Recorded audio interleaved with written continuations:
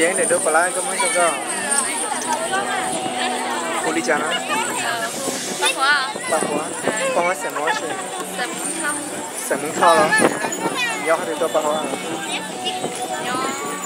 không bị sai cho không bị sai đó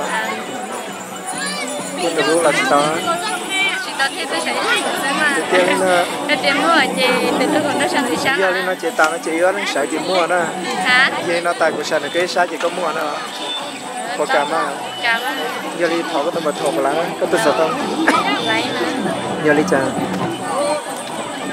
chỉ trâu ý cha cha bé chi à thấy trong gì á chỉ trâu ý cha cha bé chi chỉ trâu gì xa bé chi mà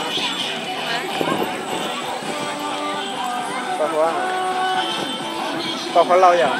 Hả? Có xe đi cho nó. Có xe đi cho nó. Chi tàu.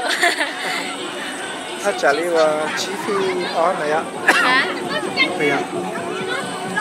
Có món nào làm gì luôn thì tiền luôn. Gia đình thì